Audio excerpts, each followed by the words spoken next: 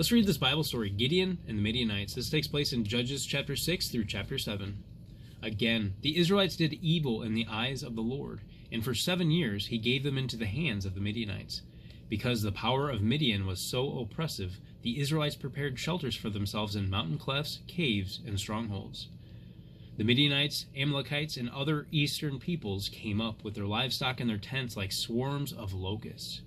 It was impossible to count the men and their camels. They invaded the land to ravage it. Midian so impoverished the Israelites that they cried out to the Lord for help. The angel of the Lord came and sat under the oak at Ophrah that belonged to Joash the Abiezrite, where his son Gideon was threshing wheat in a winepress to keep it from the Midianites.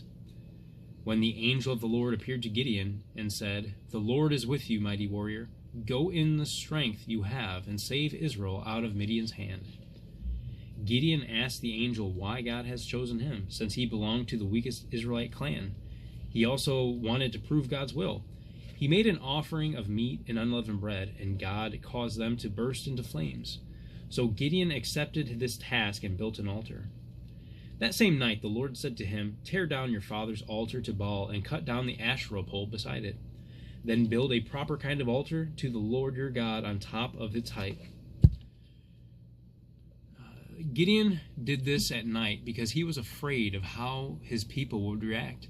When they discovered what he had done, they wanted to kill him. But his father intervened, and he was spared. After Gideon received 2 more signs from God, he assembled an army. From thousands of men, only 300 were chosen to attack the Midianite camp. This would prove that God's power alone brings victory.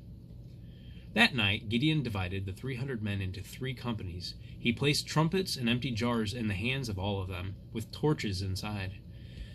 The 3 companies blew the trumpets and smashed the jars. Grasping the torches in their left hands and holding their right hands the trumpets they were to blow, they shouted, "A sword for the Lord and for Gideon." While each man held his position, the Midianites ran, crying out as they fled. When the 300 trumpets sounded, the Lord caused the men throughout the camp to turn to each other with their swords. The Midianite army was utterly defeated, and the survivors fled to safety. The Israelites asked Gideon if he would be their leader. He refused and told them only God would rule over them. They lived in peace for 40 years. However, when Gideon died, the Israelites returned to worshiping idols. Understanding the story. God chooses unlikely servants to carry out his will. Gideon is the son of a struggling farmer who has abandoned God. Yet he proves himself to be worthy of the role of risking his own life to destroy his father's pagan altar. Under God's guidance and protection, Gideon leads his people to victory. Thank you, Lord, for your word. Come on back. We'll do this again.